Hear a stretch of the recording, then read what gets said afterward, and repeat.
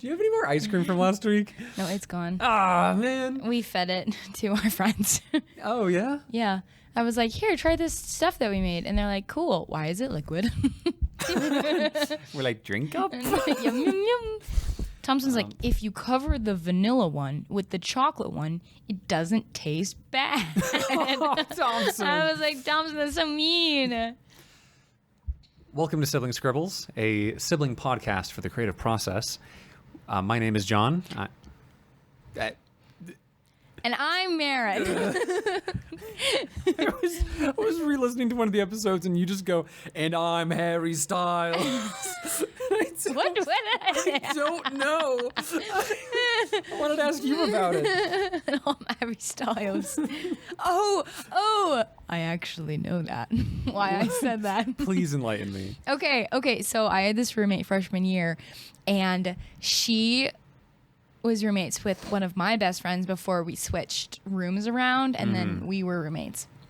And she would every night before she went to bed, when they first started living together, she was like, hey, do you mind if I listen to, like sleep noises?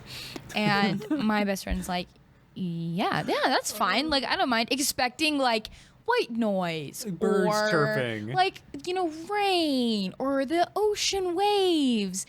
And she puts on Harry Styles Go to Sleep sounds, right? Harry Styles ASMR? Basically. And it starts out with it. We used to have it memorized, and it was so funny. And we would say it simultaneously. You know us. Yeah. But it went like, hi, I'm Harry Styles. Tonight, I'm going to help you drift off to sleep with my soothing voice and relaxing sounds. No. And it would like play like relaxing music. And then he'd come in and be like, you've done so good today. You are a good person. and my friend was like laying awake. After like a week though, she was like, honestly, it works, but at what cost? Oh my God. Can you imagine like being in the middle of a dream, right? You're in the middle of a dream, you're at Walmart, your dad is hunting you for sport, right? You're wearing an like Austinian dress, like a Jane Austen dress, and you're running at the top speed down the cookie aisle, and then Harry Styles is at the end of the aisle and he goes, "You're worth it. You've been good today. You deserve to sleep. You deserve to rest." No, thank you. That's a no for me, love. Oh, shoot. We're supposed to do a podcast. Today, we're talking about... I want to pivot just a little bit. Okay. From Harry Styles? Yeah. Just a small pivot. I want to talk about story seeds. Okay. Story seeds are... And connected to story seeds, pitches. Yeah. Because story seeds are just the ideas that you have that are not really connected to anything else. Yeah. And that you can put together to create a story. And then I kind of wanted to talk about pitches as well, right? We talked about that. Right. And then I changed things right now because I felt like it. Okay. So, story seeds. Let me kind of just... There's a lot of videos of you on your laptop. What on earth? It's ASL. We had to do ASL videos. Oh, I see. Yeah. I see. For the everybody audience, Marin opens up her Google Drive and it's just like a dozen videos of her staring into the camera with dead eyes, just like, I have to friggin' sign this final right now. Yeah, look how good my hair was. Ooh, la la. It's good. No, it looks great. A story seed is an idea that it's either a setting, it is a character, or it is a conflict. Yeah. We talked about this really briefly, I think, in our first episode, where we talked about how you need all those things for a story. Well, sometimes you have these ideas independently, and you can kind of mash them together to create a little jambalaya of a story. You know what I mean? Ooh. I'm feeling jambalaya today. Cajun. It's from the South. It's Cajun. Oh, gosh.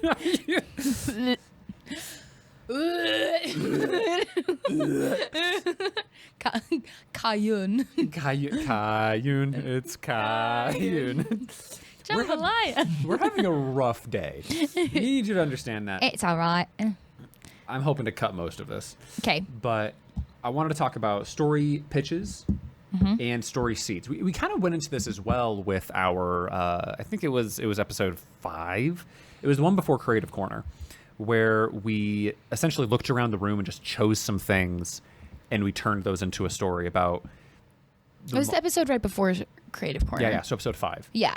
We looked around the room and we just said, look, there's an axe up there, there's ancient Rome, and there's a Mothman. So we came up with the Mothia. All right, that was our idea. So the Mothia. Honestly, pretty fun idea for a story. So funny. It's not the best way to do it. We're not saying that you should go out and get tarot cards and just go, there's a kid in a place doing a thing, right? That's a horrible way to do this. But but you can, right? But you can do that. That's so funny. Sorry, I'm looking through my stuff to find my pitches. Where are my pitches at? You hesitated too? You thought about it? I was like, I want to say it so bad. Where my pitches at? Where my pitches at? Careful. Can't find them, so I just have to summon them to my brain. Oh, okay. I have notes in my phone. I have a notes app, and I will write down any of these ideas, any idea, even if it's just like a joke or just a line. I'll write down the ideas on my notes app, and I just have all these. Like eventually, my notes apps get so full they stop recording them, so I have to start new notes. And so I have just tons and tons of wacky ideas. Today, we're gonna go through some of these ideas, and we're gonna talk about whether or not they suck. And I mean, most of them are going to suck. They're by themselves. They need context. I'm just going to go throw notes today. Yeah, we're going to go through notes. I know this doesn't sound like it's a good podcasting concept, but listen, just hang on. This will be fun. Okay, you start. Number 1, Diesel 10 thirst trap. Now you might think this is a bad idea, but actually... This was actually a health advisement video. There's a mental health. Like, get some help. Get help. Don't watch Diesel's 10 Thirst Trap. I actually have written down any of these ideas. Any idea that I have. I have a depressed cowboy who every time he tries to tie a lasso, he ties a noose instead. Right? That's just the... It just seems like a weird poem. Right? It sounds like a Muppet skit, right? Is what it sounds like. A morbid Muppet skit. Really morbid Muppet skit. But the 70s were a different time. Gonzo could pull it off. Gonzo was going through some crap. I have the Circus of Life, right? The Circle of Life parody. Just any idea at all. Okay. And the reason I do this is because all of your ideas, all ideas are important. All ideas are good, right? They're not going to, they're not going to turn into something wonderful. Yeah. Sometimes it's just nice to have those ideas on hand. But when you do this, when you write down these ideas, you're actually training your brain, and you're training it to come up with more creative ideas. You're training it to make connections and to hang on to the good ones. I had the David Lynch. David Lynch said, like, ideas are like fish. And if you sit really, really still, one of them swims by you and you grab it. And it's like, that's terrifying, David, but okay. Okay, Schmeagol. Jeez. But he's not entirely wrong, right? The way I imagine it is that you're like diving, you're doing like a scuba dive for treasure. Right. And so first you scuba dive in kind of shallower water, and then eventually you learn how to scuba dive deeper and deeper until you're in underwater caverns finding treasure, right? Or hunting cool, awesome fish or monsters. And that's where the good stuff is. But you need to get used to this. You need to be able to wake up in the middle of the night with an insane idea, write it all down, and go back to sleep. And just train your brain to spontaneously dive into that water without you and come back out with something tasty. I feel like when I have woken up in the middle of the night and written down my dreams, it's turned out really weird. When I wake up the next morning, I actually do have I do have that. Hit me. All right, let's see here. It's called Dream Notes.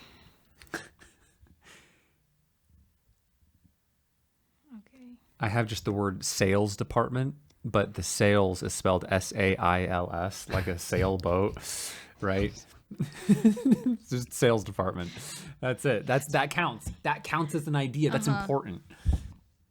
Okay. I don't actually know what this says. I haven't read it. This is from Just do it. the For the content. What's sixth? Is that July? It better be. No, it's June. June? It better be. June 13th, 2023. I'm stuck in a group's dance competition where the judges are this group of aliens and Ben Shapiro. Everyone else knows the dance except for me. So they have to hide it. Mom and dad and all my siblings come to watch. At the end, my group didn't get eliminated by death, so we won. I go over to my family, and Haley is in the middle of labor. My wife. The baby's fist comes out first and grabs my hair, but only a chunk that happens to be the same color as Haley's. Oh, what the crap? The baby's already giggling and smiling after some nursing and is very, very cute. John and Haley sell all their belongings and buy a giant, shiny red RV and say they're off to see places they have never seen and probably don't want to see. We all wave goodbye. Oh, that is not great at illustrating my point. Oh, no. So, John, defend yourself. Right. Sometimes you got to see things you don't want to see. just the hand shooting out and grabbing. It's a horror movie. It's a horror movie. I love how Ben Shapiro is just on this panel of judges and then never appears for the rest of the dream. We didn't get eliminated by death. Straight to Haley in labor. Oh my gosh. So, why should we write down every idea? Okay. Well, first of all, to bring it to therapy, right? You need some kind of evidence. No one would believe you if you hadn't written this back in June. That's amazing. Okay, no, I stand by it. I stand by it. First of all, when you write those things down, you do get better at remembering your dreams. And you are able to lucid dream. I don't remember that. I don't remember that. But it is that once again, by writing these things down, you are training your brain to remember. The whole point of it is that these ideas are slippery and slimy and they're going to slide right out of your hands. So you're training your brain to get better at catching them. That idea is insane. Okay. Story seed wise, there is only one fun idea in there. And I'll let you decide what that is, listening audience. We're off to see places that we've never seen before and probably don't want to. I like how I say the first half and Haley says the second half and probably don't want to. Goodbye. I want to make it clear though as well, in June, Roy had not been born yet, right? So this dream was just like your deepest fears, like manifesting. Just like, I don't want Ben Shapiro to judge me, and I don't want John and Haley to leave. Or to have a mutant baby? Or have a mutant baby that's trying to kill you. I have written down the Bachelor parody show, where it slowly becomes a thriller as you realize that the show host is pulling all the strings. Right. See, that's an actual idea. See, yeah, that's a real idea. But that's an idea that comes after writing down a lot of ideas, right? That comes around after writing down a lot of dreams. Is that you write down enough of these things and eventually you have a good idea. So that's the episode. Thank you so much for listening. We did this in 13 minutes flat. Thanks for listening to our special episode. Let's see here. What else is in here? So I have written down Santa Claus is a god of desire, restraint, and obedience. I have the easiest personal problems to solve are other people's. The reason that you do this, let me throw an idea at you, is something like Percy Jackson, right? Something like Percy Jackson is just a few ideas that are... That was really loud. It was really loud. It's a few ideas that are kind of just mixed up in a pot, right? It's road trip, or it's an epic quest in modern day with Greek mythology, right? Yeah. Pretty simple mix of ideas. But then you take something like Avatar: The Last Airbender, and you have the Avatar, which comes from Hindu mythology. You have the four elements that comes from the Greek thought, right? You have... like the Fire Nation, which is like highly imperialistic. You have like the international combat. Yeah. Things. Combat, you mean war? I believe you mean war. No, combat. The fighting styles. Oh, right. The vending is all based on different things. All of those are small ideas that were all kind of mushed together to create something interesting. So how do you come up with ideas that synergize? Right? How do you take two ideas and say these two are going to work together, right? Because there's a lot of stories, I feel, where they try to synergize a handful of ideas and they don't really, right? The first thing that comes to my mind is you have to really buckle down on your ideas. Like, you, one, have to keep them to a minimum. You can't bring too much into it. Right. Like, it has to really be really specific. And then you have to decide, okay, now I'm just going to research the crap out of these and we're going to like completely go all out in them instead of, I don't know, like pulling something out of your butthole at the last second and being like, oh, and then this character was actually the bad guy. Yeah. Like, he wasn't. That doesn't follow traditional storybook bad guys. But I see what you're saying though, right? Is that when you do have the ideas that you want, you kind of need to commit to them. This ideating process, this ideating part of the game, right, that we're playing, of creativity, it needs to end at some point. You have to keep it in scope. A lot of times my teachers, they always are talking about making a project that's in scope for what we're doing. Because they're like, okay, this is a semester-long project, or this is a 2-week project. You need to work on it as hard as the time that we are giving you allows to do it. Yeah. Right. So I feel like when you're making something, you have to keep it in scope instead of being like, oh, this could be like a, like a 5-season TV show. You're like, no. Don't do that. This is, a 90-minute movie. Right. That's all we have. Or like, Right. this is an 8-episode show, not a 90-minute movie. Our budget is, not as high as a feature film or something like that. I like being open to a lot of experiences. So I end up looking into a lot of projects that I never actually do anything about because not because I don't want to, but because I don't have the time to, or because I've committed to other things. Right. So I've looked a lot into game design. I thought, I love video games. It looks interesting to me. Coding looks like an absolute nightmare. I don't really think that's for me, but I have looked into it a lot. And the number one piece of advice that they always give new game designers is start with a baby game.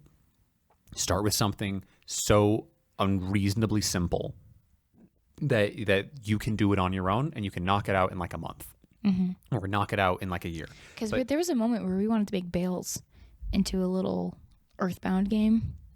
You had talked about it, yeah. I thought that would be so sick. I've put a lot of thought into that. I think you're right. Like at first I was like, Earthbound's not a great like game for that. But the more I've thought about it, I'm like, actually, like it's so perfect. It kind of is. Bales doesn't talk much, so I mean, she's like a perfect like silent protagonist player to have. And she has like the little sheep following her around, and there's tons to do in like all the different places. Like it's a really like vibrant world. And she could fight monsters. Right, and there's random encounters and things. So cool. It is like a perfect little connection there. Of course, we didn't start that project. Go ahead. Go read Chipper Called Bales at chippercalledbales.com. Messed it up twice. We're having today. Because originally it wasn't Shepherd called Bales. It was a shepherd named Bales. Then her name isn't Bales, though. Right. So her name is, So she's called Bales. She's called Bales. Shepherd called Bales. I tried. We got there. I just wrote a pictures around here. I just wrote a pictures around here. You sound like Helena Bonham Carter from Les Mis. I just draw the pictures, Randy. But you're supposed to start with a small project. When you start writing, don't start with your epic fantasy book that you've always dreamed of writing. Some people have done it. Some people do a great job. Cool. Start with some short stories. Like really see what you can do in 1,000 words. See what you can do in 5,000 words. See what you can do with 10,000 words. But don't go trying to write a whole novel right away. You need to understand kind of the building blocks that create the overall story. And even if you do start with something that's a really big project, like I've done some projects where, it's like painting an entire, this huge thing. It took like 20 hours painting, kind of a thing. Yikes. For digital painting, that's a long time. For for real painting, that's kind of the start. But but in the process, I learned so much that once I got to the end, I was like, I could probably do this entire thing over again in like 8 hours. Yeah. And so it's like, yeah, you could go for the big project, but from people who have tried the big project thing and then they go down to the little projects, you should just start with the little project. Like, don't get over your head. It's fun and exciting, but it will be bad. Right. Look, let's just rip the Band-Aid off right now. Your first stuff is going to suck. Yeah, it's always bad. Your first stuff is going to suck for a while, right? That's not a bad thing. I just want to point that out. It's not a bad thing for things to suck for a while, okay? Be proud of the stuff that you made that never saw the light of day, that never got published, that never, got a billion likes. Your stuff is going to suck for a while because sucking at something. I was about to say it. Go ahead, I was waiting for your breath break. You said my breath break? Go ahead, say the thing. Sucking at something is the first step at becoming kind of good at something. Jake the dog. Jake the dog. It's true, though. It's true. You are going. So, just as a general rule, maybe suck at some things that are small at the start. Make a small video game, right? Make a. There are tons of like game jams. This is actually something I really like about creative communities. They have these things like game jams where you make a game over the course of a month, or they have writing contests or writing groups where everyone has to write with the same prompt for a month. They have drawing stuff. Inktober and Mermaid. They've got February. They've got I don't know, July. No, don't say that. Don't say that. I don't think you can say that. July. You literally said July. Oh, that's so bad. That is. Do not participate in July. No, shut up. Oh, that's so bad. It's over. It's over. We didn't even make it to 10 episodes. We didn't even make it to 10 episodes. I renounce everything I've ever said ever. She's a new woman. Hello, my name is now Saren. Give yourself a new first letter of the name. I'm a new person. New woman. That's terrible. Here's a story idea that I don't know if I'm going to actually write this one because it's pretty friggin' dark. But this was a few ideas that I had that kind of got mushed together that created something cool. This is called The Nest. And this pitch, right? This is what happens. So you have a few of these ideas, and you take these ideas and you ram them into the little cookie cutter together, and then that becomes your story. The Nest was an idea that I had where, due to declining fertility rate in men and women, women who are fertile are called birthers, right? And they get moved to this facility, right? This campus. Oh, is this your incubation baby and you water it? No, it's not. It's okay. Not. It was. I wanted to introduce ideas like that. It's a fun idea. Could you imagine? Okay. Oh my gosh. This was one of the ideas that inspired us. When Haley was pregnant, John pitched this idea to me four times with different people in the room. So they were like, "Oh, interesting," and I was like, "It's still a bad idea. It's a great idea." Could you imagine artificial womb, right? But it's like the size of a trash can, right? So it's about yay big. Womb sized, yeah, if you will. It's about like 1/100th of a football field. It's about 7 bananas. 7 bananas, yeah, about 8 Big Macs. The idea is that you can once you're able to get an embryo, you can implant it in this artificial womb, and then all you have to do is feed it, right? So you'd say things like, "Oh, honey, did you water the baby?" Right? It'd be funny. I just thought that was a funny idea, but no. Okay.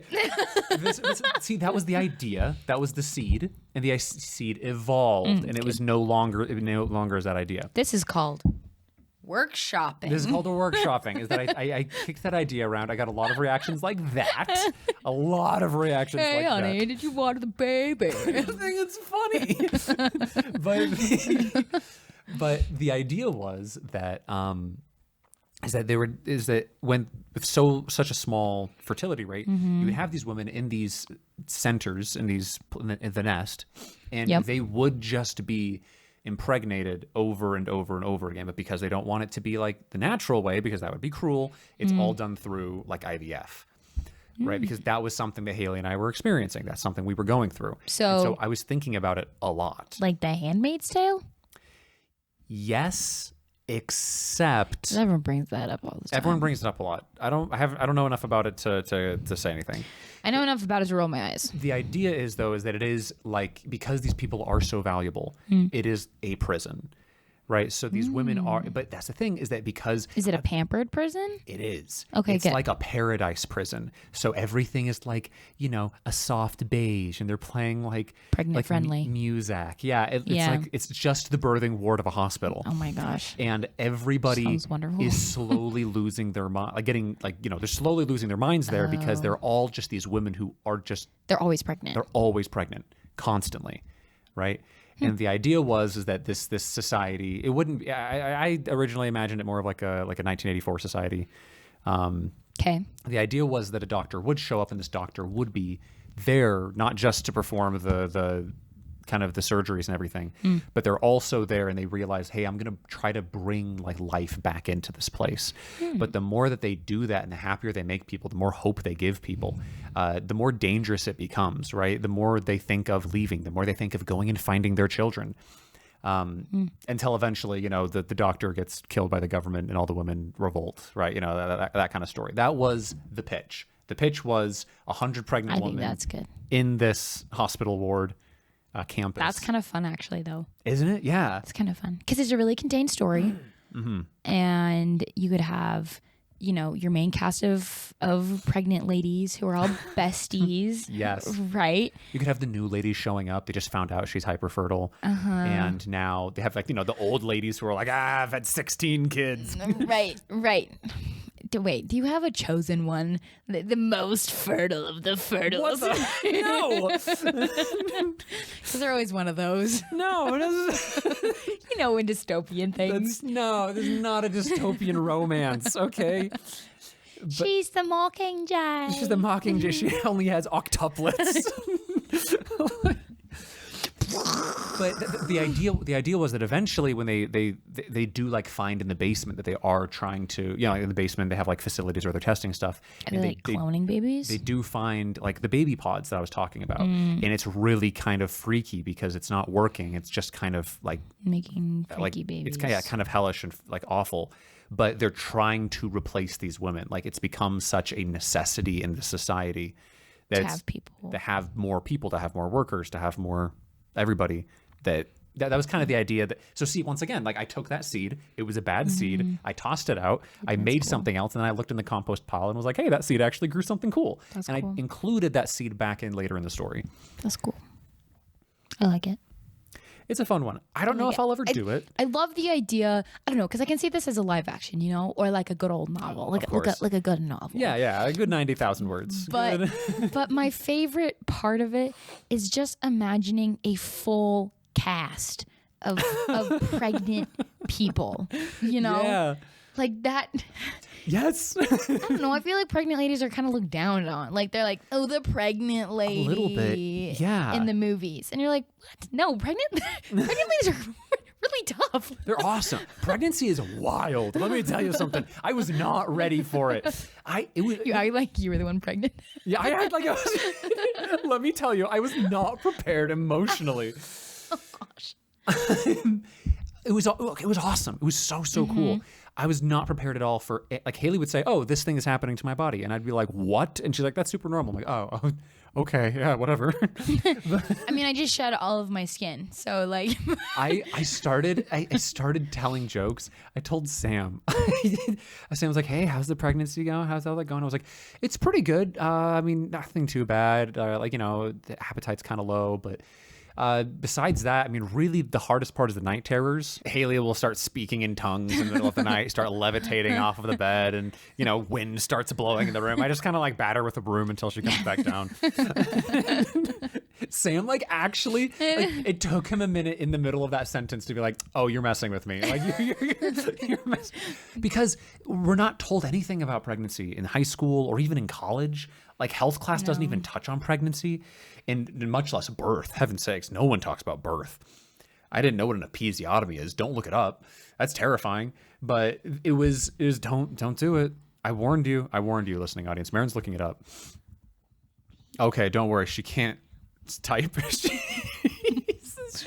Oh, I forgot Marin's illiterate. We're fine. The action or appeasement. process of appeasing. That's not what it is. That is not even close to what it is. Listen, but my point, Marin, APPEASIMONTOMY. Appeasemiomony. the point was that I've been to so many of these fertility clinics and so many of these hospitals, and they always have like live, laugh, love in cursive on the wall.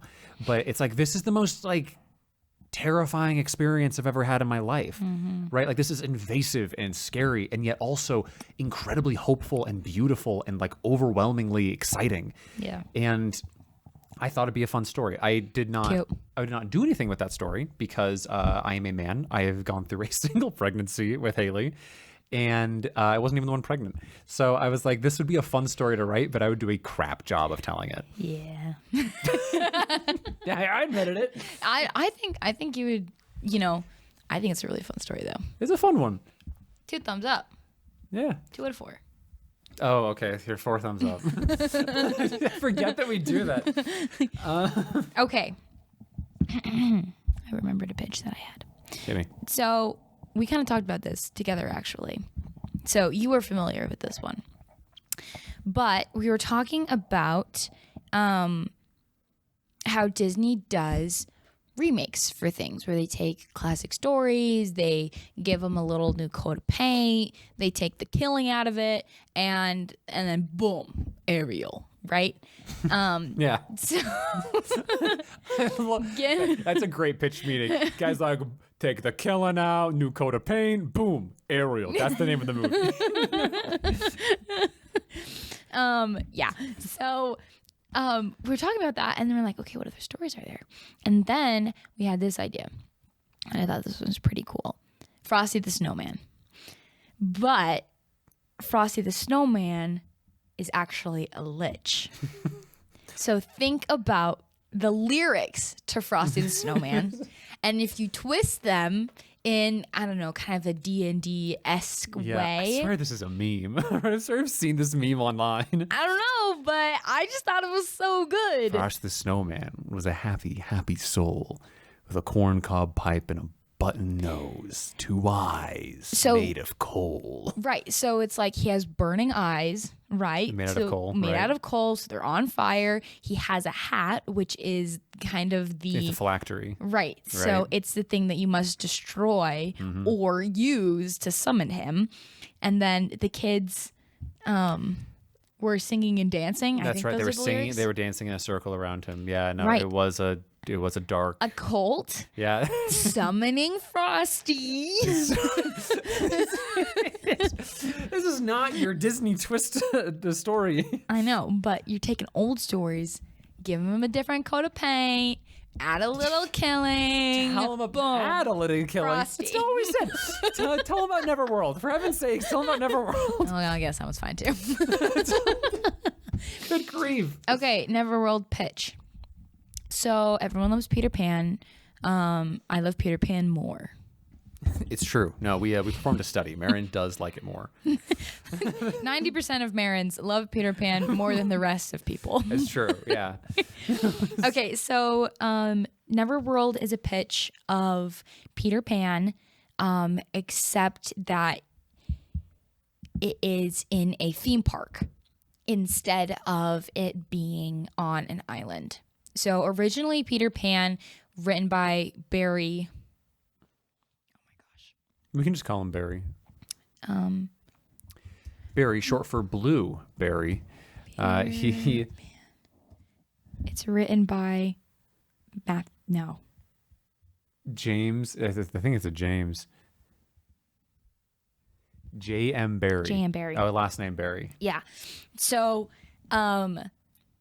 originally a lot of people speculated that Peter Pan was kind of this soul who would come and get the souls of dead children, and he would bring them to Neverland, right? Right. And then Neverland would be kind of like this heaven for children. Some people would be like an eternal hell kind of a situation, because you never find peace for your soul. That's right. And you have to try and escape it. But I kind of took those ideas and combined them together and be like, okay, what if Peter Pan was a bad person? What if... Oh, what if Peter... Go ahead. Sorry. Yeah. Wow. Just stuttered right into the conversation and stuttered right out of the conversation. I didn't even stick to the takeoff.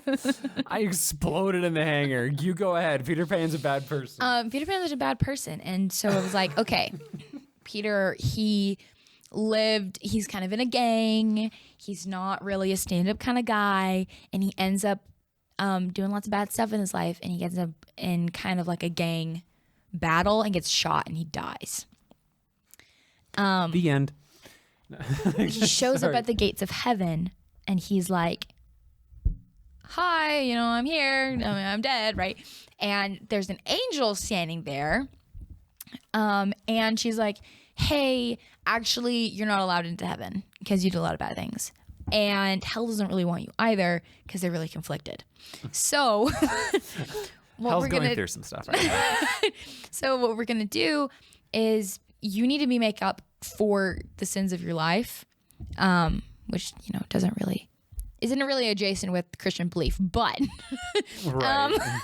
So what we're going to do is we're going to task you with the souls of dead children, but they were innocent. Mm-hmm. So he gets sent back down to the place where the last battle goes down. Right, which is now a decrepit theme park. Which is this broken down theme park that was kind of destroyed in the gang warfare. And he's trapped there until he gets all of these kids to feel the one thing that makes them most joyful. And then they ascend up to heaven and have their peace.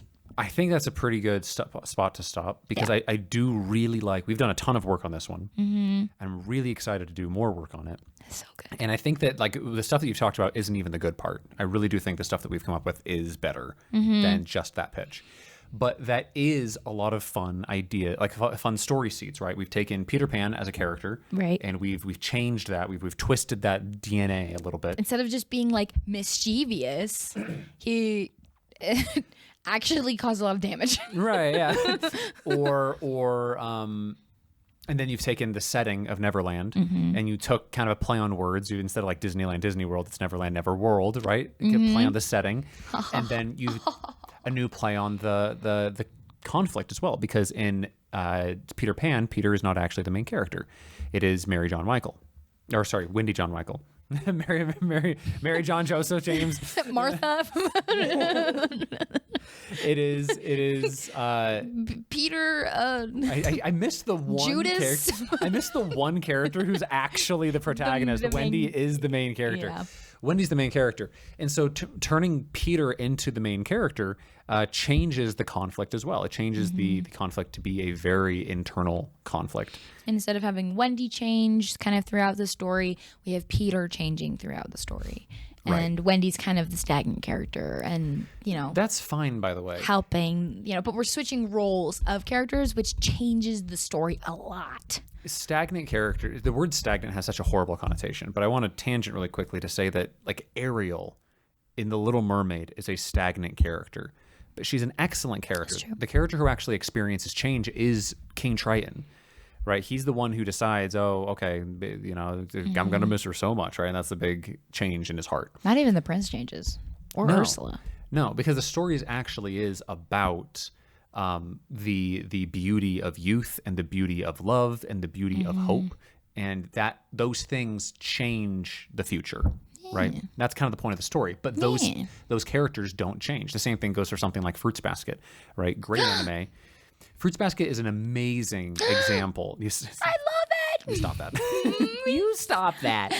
I've seen it 3 times. Whoa, you should talk to Haley more about it. Haley's watched it as much as you have. I love it so much. Haley got me to watch Fruits Basket. Fruits Basket is a anime, 3 seasons long. It got a single season back in the 90s and then got a remake just recently. Which is much better and much prettier. The remake is great. Haley got me to watch it while we were dating because she's like, this is my favorite show and it's getting remade. And I watched it and I was like, this is some girly crap and I don't care for it. And then it got to the second season. You know the episode I'm talking about. It gets to this episode with Kyo, with Kyo's true form. And then I was like, oh, hang on. Are these guys actually going? Are they going somewhere? Is this building towards something? Is this a thing? Is this something I like? And it's the hair pull. Oh, don't do that. Oh no. But it's a great show because the main character of Toru Honda, Toru doesn't actually change. It is the goodness in Toru that changes everyone around her. And it is very much a Beauty and the Beast story, right? Where the goodness of the main character, of Nausicaa, of Toru, of Belle, the changes for these characters happen around them. They are just a black hole of happiness and goodness. Right. And them just being around inspires the people around them to change. I don't know. I feel like that's kind of like the female fantasy a little bit of being like, you're so kind, so good. We talked about this in Jordan Peterson, but like, you know, we did. I just edited that episode. No, he's so, just beautiful and kind that you literally change the monster into a man. Yeah. A conveniently good-looking man. Very conveniently. It's a good thing you can tell how they look before they change. And if they're not going to be cute when they turn into a man, don't change him. Another great example of that is Hello Dolly, right? Hello Dolly. They start the movie with the, oh yes, it takes a woman, a dainty woman, to clean the toilet, right? Like that. Oh, that is the song. So good. But Dolly is just this force of nature that bends people's will around her to be honorable and try their hardest and like do good. I have a question. I'm Go watching ahead. Parks and Rec right now. Yeah. Is Leslie Knope that character? Because she inspires everyone. Because she changes and stuff, but like I feel like she just kind of chills out a little bit. Yes. She's not as embarrassing. Leslie Knope certainly matures as a character. Yeah. But at the heart of her character, yes, that is her archetype. And it is what she does. She does people get better jobs, people get married, people like Leslie Knope as Like a park is actually made. Yes. After 5 seasons. As obnoxious as she is, she does actually change the world for the better just by her force of will and her determination to do so. I love her. She's a great character. She's a great character. I do not like her actress. I do not like Tina Fey. I don't like the actress at all. But Tina Fey and Amy Pollard are like best friends, and they've done tons of projects together. Tina Fey and? I don't know that Tina Fey. No. You don't know who Tina Fey is? No. Oh my gosh. Okay. This Tina Fey and Amy Pollard are like best friends. They did SNL together. Who is this? She's not in. She's not in Parks and Rec. Oh, I was like, Tina Fey does not play Anne. Sorry, but like up until Parks and Rec, these two were okay. inseparable. These two were inseparable. Mean Girls, Sisters, right? It's Megamind, all this crap they did together. Date Night. Not a fan of them because like they Baby were Mama. essentially an item for a while. But I love Amy Pollard in Parks and Rec because she does kind of like establish her own character, right? She establishes herself as this wonderful character who changes the community around her. It's a very hopeful show. Oh, it's so good. Yeah, Rashida Jones. I was like, No, Rashida not Jones. I also Tina Fey. don't like Rashida Jones, but that's a different conversation that I don't want to have on. I like her in Parks and Rec. She's fine. The So good. stories, right? Stories are lots of little ideas. Little bits kind of twisting around and forming new bits. So it's like when you have dreams and you have ideas, you should write them down because those little bits can all come together. Yeah. Think about it like I like to think about it like food, right? All creativity is like food in some way because we consume media and we consume food. Yep. So yeah, like all those little bits are the spices, okay? You need some salt and pepper. You need some garlic powder. You gotta have some butter in there. So you need to collect as many little bits as you can, because when you do finally come across that rump roast, right, and you're like, this thing is gonna slap, like, you better have all the spices and potatoes and fixins in it. That's a good point. Actually, I gave a presentation for these really a buddy 6th grader program that my university does. And I was giving it on animation and being like, these are all the different parts of animation, and kind of introducing it to them and saying like, oh, these are careers that you can have. Like, oh, if you're good at puzzles, you could be a storyboard artist. If you're technical minded, you could be a rigger, kind of et cetera, and playing, cute clips from movies and stuff. And I start out actually with this slide. And it's the sketch that Dan Pavlomore and Pavlomire and Swampy have.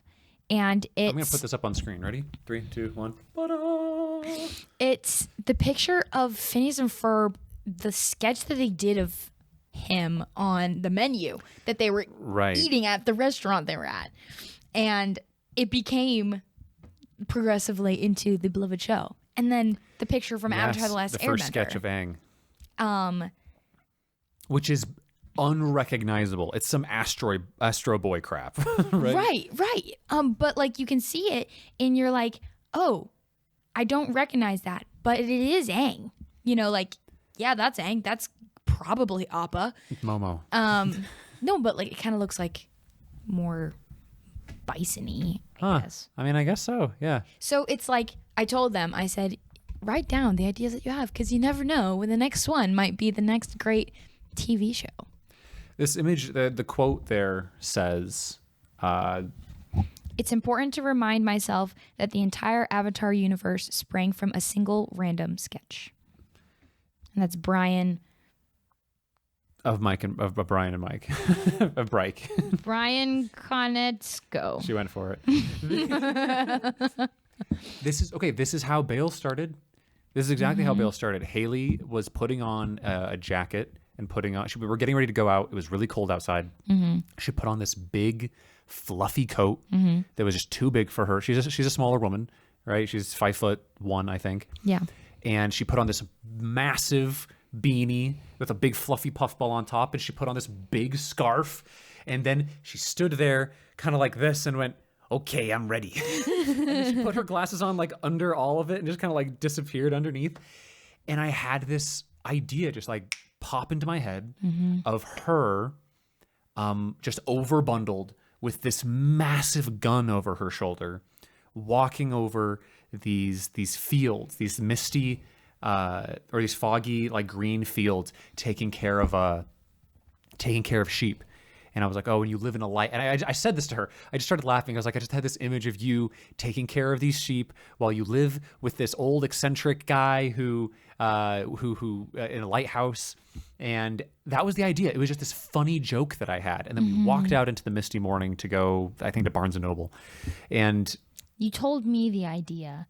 I drew like a really, really rough sketch of it too. And then I did some pictures, and then I dressed up to like... Yeah, I remember those. To like, I had Caleb take the pictures for me. Yeah. To like kind of model out so I could, draw these pictures and stuff.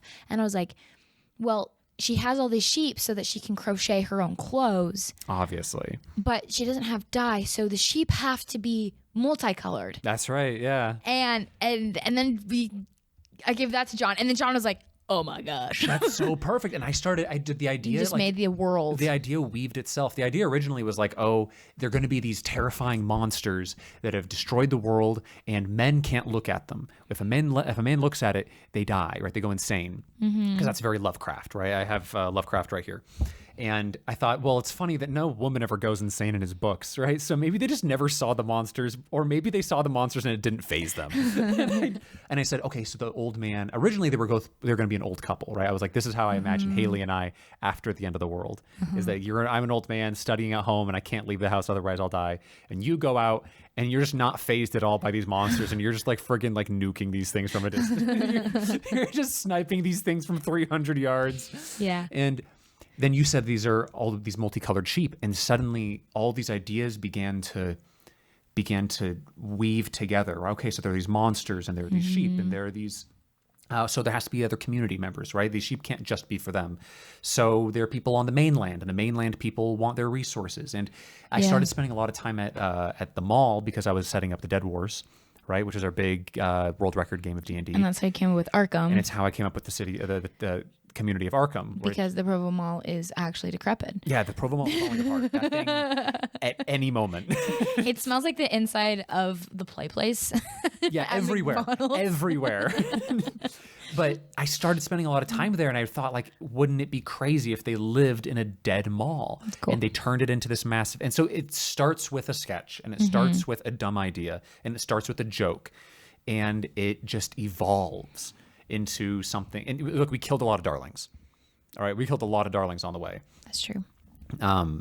The concept art for that took 5 ever. Holy crap, it did.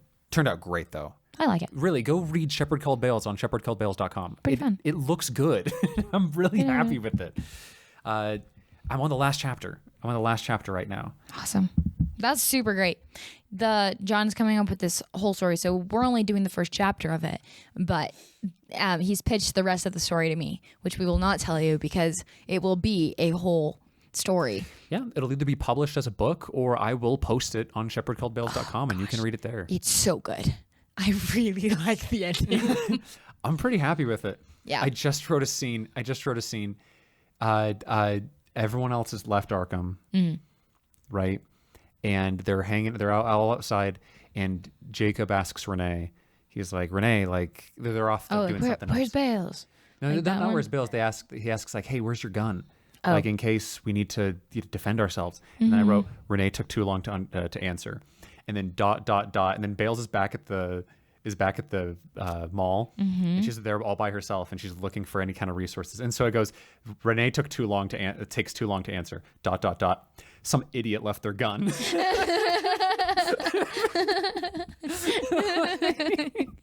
Got wrecked, Renee. Renee. Renee has great benefits. I love Renee. Renee is so important to the story. But holy cow, I was like, Bales would roast Renee unintentionally. That's all she does. Yeah, that's really funny. But even after they're friends. Even after they're friends, she would totally be super just like, some idiot left their gun.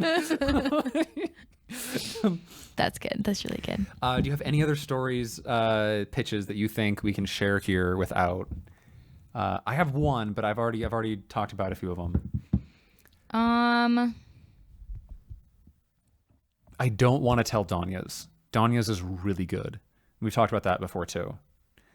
How there's a few stories, even Neverworld. Marin pitched you kind of like the very basic premise, but even if someone wanted to rip all of that off, they wouldn't even come close to how cool Marin has turned Captain Hook. The changes we've made to Wendy. It's pretty sweet.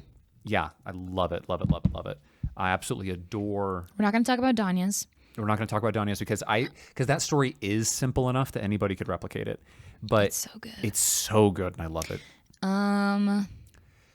Do you remember my pitches? Oh my gosh, it's so embarrassing. I wrote them down in one of my 100 sketchbooks and pitched it to John at some point, and I can't find which sketchbook it's in. It's so frustrating. I wrote most of them down. Because when you were pitching these ideas to me, we still were kind of in this phase of I don't know whether or not we're going to work with each other a lot. And so I wrote them all down to see, are these things that I could get excited about? What stories am I working on? I would love to find it again because there was a lot of things I don't remember. This is important. You got to remember. You got to write them down. You got to record it. This is Marin has gracefully. Stop that! No, stop. Editing John will be upset. Don't bash your head into the mic. But I remember. So you have Danya's Neverworld. Circadia. Got Magic. We can't talk about that. We can't talk about that. I really love Circadia. I think that we could actually kind of infuse a little bit of magic into that too. I was talking about it with Haley. Listen. I was talking about it with Haley, and she was like, "Okay, this is like a wacky world where everyone sleeps during the day and works all night, and you have this." And she's like, "But it's not actually magic. There's no actual magic in this world." No magic. It's like Kiki's Delivery Service. Not even a little bit. Well, the magic is that they don't sleep.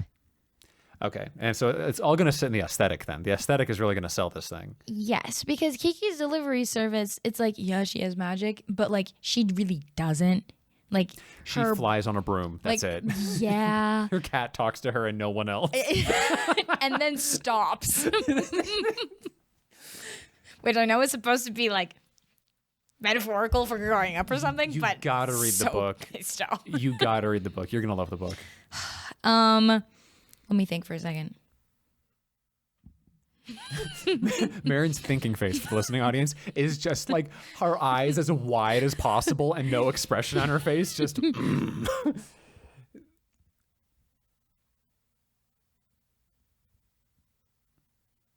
I'll give you 5 more seconds. This isn't the spelling bee. Fitness gram pacer test. Oh gosh, that's so embarrassing. I've got Febu, the fairy one. My fairy. I feel like we haven't actually fleshed that out. I think that fairies are such a great concept, and they don't actually get the love they deserve. I can pitch that one, but it's not one of like the niche ideas that I had in my book, and I'm kind of mad about it. I want to hit that. This will be our last thing we talk about then. Okay. Because fairies are awesome. Fairies are cool. Fairies are really, really popular in the media right now for the wrong reasons. Are you aware of this? What? Like fairies as in like people who like fae. Like are weird. Oh, you have no idea. Weird like sexual kink thing? Yeah. Okay, yes. Okay, fairy romance. I was like, oh no, do I have to bring this to you? No. Fairies and like fae are really, really big right now in the new genre of romantasy, which is just fantasy smut. Don't make that face. Don't do that. It's not a good thing. It's fantasy smut, all right? These are people who wanted to kiss Gimli, but Gimli was too good for them, and so they had to come up with fairies. But fairies are really popular right now. Yeah. So this was back in high school, and we were walking around the lake. I remember at La Centera. That was next to La Centera. And I was like, look, fairies are cool, but they all wear flowers. And flowers all die within like a day. Right. So if you like pluck the petals off of them. Right. Like completely of course, shriveled. We are talking about Tinkerbell Fairytopia. Yeah, right. Yeah. And so we're like, okay, that's weird. So I'm like, what if there were fairies who like wore leather? And how do you get leather? You have to kill animals. and then I was on board. That was when I was like, oh, I like this idea. So the idea for our main character is named Faye. She is a hunter-gatherer fairy. And she lives in the woods by herself. And she doesn't actually have any magic because she lives in a part of the forest that doesn't have pixie dust.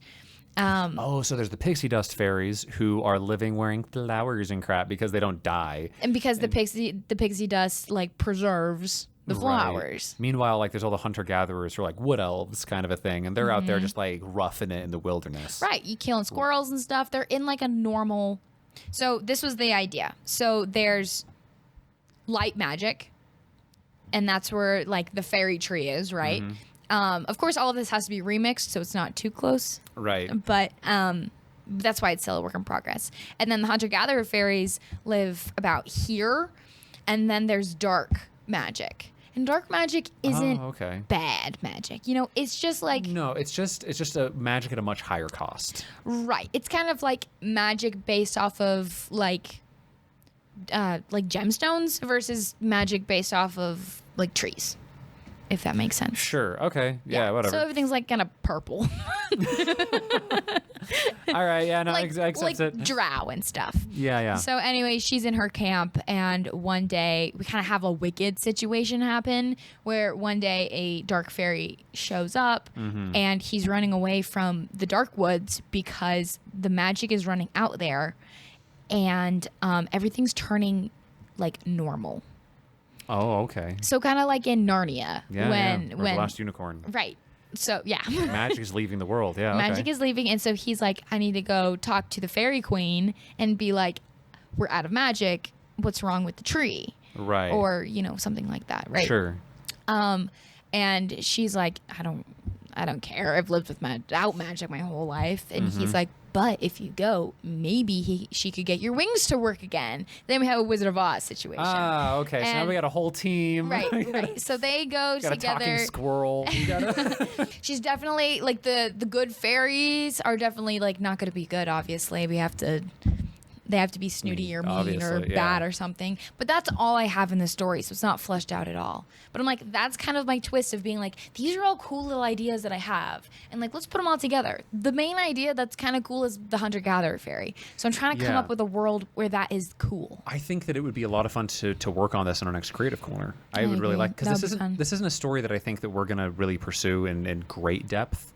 No. This is like a side drawing kind of a thing. Sure, it's fun for a short story. It's fun for a it's cool. I wouldn't mind writing a short book about it. It sounds like a fun like children's novel, like the little Tinkerbell books. Sure, basically. But I would absolutely love to dive into this to a degree that we can like talk about what kind of magic is actually happening. Very cool. But it's all these ideas. It's Wicked. It's it's very Wizard of Oz. It's very The Last Unicorn. It's very Tinkerbell. Very Tinkerbell. But it has to be. But if you steal enough of these, if you take enough of these ideas, it becomes something original. And so you have just been taking ideas for such a long time and hoarding them until it becomes a fun little recipe. It's missing something though. Like it's missing like one other thing. Yes. So that's why we need to do a Creative Corner on it. Yeah, and talk about like I think it is in the magic system. I think really talking about like what the magic does exactly will kind of motivate what these characters want. Yeah. So today we have talked about gathering ideas. Yep. We've talked about remixing those ideas. We've talked about pitching those ideas. We haven't really talked about like the act of the pitch. Right. That's an entire other video worth of things to talk about. But this is kind of how you do that, right? Take notes. Write down your crazy dreams. In the same place. Yes. Make it easy to find. So you don't lose your cool journal. Run them past people. Look, us talking about these here has actually given us a chance to really see if they have legs. I think the fairy idea has legs. You actually thought that the nest with the pregnant ladies had legs. Oh, I liked it. I think it's great. Yeah? I would just love to watch a story with all pregnant women as a cast, It's fun, yeah. And, like, male nurses, like, walking around being like, oh, would you like more Fiji water? After Fiji water. I mean, one of them obviously has to go into labor in the climax. Maybe multiple of them, right? That would be very fun. just sympathetic labor. Oh, no. This old lady's like, I go into labor when other people go into labor. Oh, no. You can find Sibling Scribbles on YouTube, on Twitter, on Spotify. You can find my D&D writing on DriveThruRPG. You can find Marin's art and my writing on shepherdcalledbales.com, where our webcomic Shepherd Called Bales is. Woohoo. And let's see, what else? Is there any other big... Come May at the Provo City Center Mall, which we did crap talk a minute ago. Oopsies. We are having the next Dead Wars on May 3rd and May 4th. Yep. On May 3rd and 4th, I know we're going to have a booth. I know May 3rd is the one that I wrote. If you happen to be in town or if you want to fly in, then's the time to do it.